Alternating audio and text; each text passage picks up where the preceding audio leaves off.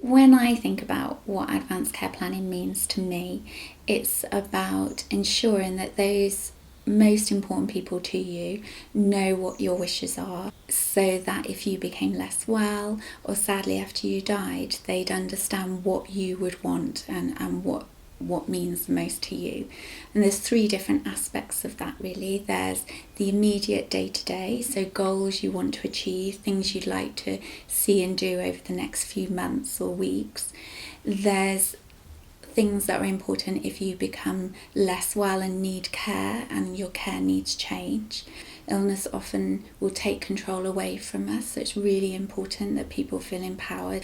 And then finally, there's things once you've died, what your wishes would be after your death, and that can be really helpful for your family and those important to you, so they don't have any confusion and they don't know what your wishes are. As a nurse, I've sat with families and sometimes seen that confusion and that distress when conversations haven't happened. It's obviously a sad thing to talk about, but I often feel when I sit with patients, it's actually a really empowering thing for people to think about their future and plan ahead and take that control back. And actually once you start those conversations, it becomes almost a relief because you're holding all that stuff in quite often.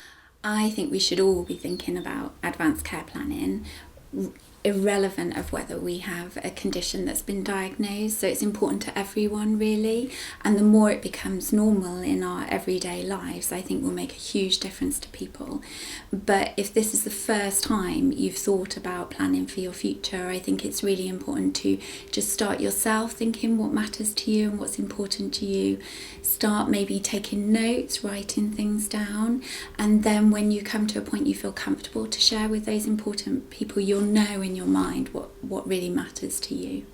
There's various resources and documents you can find online where you can start talking you through and helping you understand what matters to you, and you can see all of those on our website. And then talking to your GP, your healthcare professional, one of our hospice care nurses if you're known to us, because we're all really comfortable and experienced in supporting people to have these conversations. And some people will find it really much more straightforward to open up and have these conversations. For others, it might be when you're watching a television programme and something topical comes up. That might start your conversation. You might listen to a discussion on the radio. Maybe just start flowing with the conversation from that point, and then you can do it in stages. You don't have to tell them everything and anything in that one moment. But those are some cues that I think people in the past, when I've spoken to them, have found really useful to open the conversation.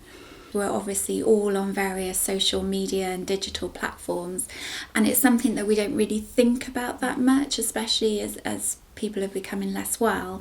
So it's really, really important to have that in your mind. Think about how you'd like that to be used in the future. It won't automatically be shut down if you're no longer here. The other thing to think about is if you wanted some of your wishes to be made more legal.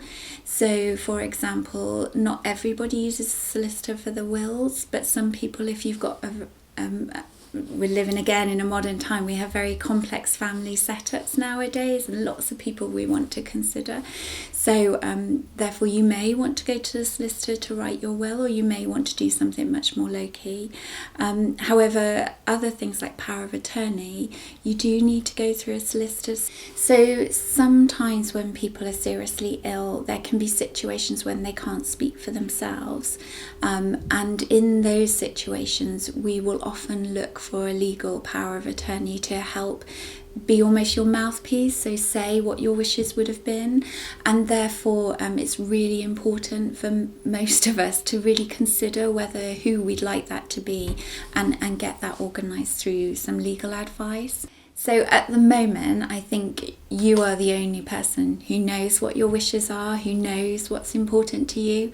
And so I really would encourage you to think about planning for the future, so that when the time comes, those people that are around you and really matter to you know what you want and won't have the distress or the frustration or guilt of maybe not doing it quite as you would have wanted.